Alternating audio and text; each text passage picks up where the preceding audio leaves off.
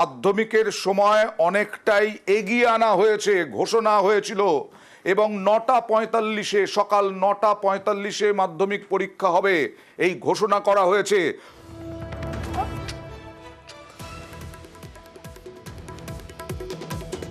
কথা বলবো প্রতিনিধি, হাইকোর্ট সায় দিয়েছে মাধ্যমিকের সূচিতে অর্ণবের সঙ্গে। অর্ণব, হাইকোর্ট কি বলল? অনেকেরই আপত্তি ছিল এই সকালবেলা আবার 9:45 কেন মাধ্যমিকের সূচি।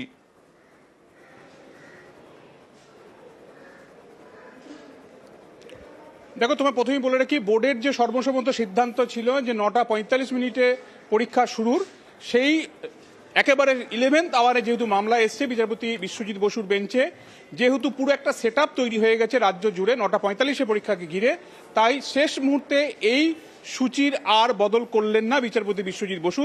তবে তিনি বেশ কিছু পর্যবেক্ষণ রেখেছেন এবং নির্দেশ দিয়েছেন 31 জানুয়ারির মধ্যে বোর্ডকে সেটা কমপ্লাই করে একটা রিপোর্ট আকারে দিতে হবে, এবং যাতে শুধু কলকাতা বা শহর অঞ্চলের যাদের ট্রাফিক সমস্যার মধ্যে পড়তে হয় তাদের কথা ভেবে যেন বোর্ড বসে না থাকে, সেই পরামর্শ তিনি দিয়েছেন, নির্দেশনা দিয়েছেন। কারণ এ রাজ্যের মাধ্যমিক পরীক্ষা শুধু কলকাতা বা শহরের পড়ুয়ারাই দেন তা নয়। বিচারপতি বিশ্বজিৎ বসুর তাঁর অভিমত যে এ রাজ্যের প্রান্তিক প্রচুর গ্রামের মানুষ, গ্রামের ছেলে পড়ুয়া, তারাও কিন্তু দূরে দূরে গিয়ে পরীক্ষা দেয়। সেক্ষেত্রে সকালে পরীক্ষা হলে তাদের পৌঁছাতে সমস্যা হবে এই শীতের সময়টাতে।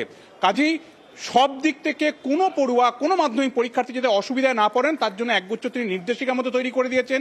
স্থানীয় হেল্পলাইন চালু করা, হেল্পলাইনে কোনো রকম সমস্যায় পড়লে যাতে হেল্প করে, রাজ্যের তরফে সে হেল্প করা হয়, বোর্ডের তরফে হেল্প করা হয়, একগুচ্ছ নির্দেশিকা, এবং নির্দেশিকাটা পালন করছে বোর্ড। সেটা কমপ্লায়েন্স রিপোর্ট 31 জানুয়ারি দিতে বলা হয়েছে।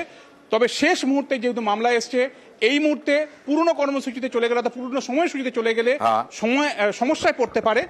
এবছরের ইনফ্রাস্ট্রাকচার যা তৈরি হয়েছে তাতে সায় দিয়ে বোর্ডের 9:45 পরীক্ষা শুরুকে সিলমোহর দিয়েছে কলকাতা হাইকোর্ট। তার মানে মাধ্যমিক পরীক্ষা, আপনাদের জন্য আরো একবার জানিয়ে রাখি, 9:45 যা পূর্ব নির্ধারিত সেই সময়ই শুরু হবে।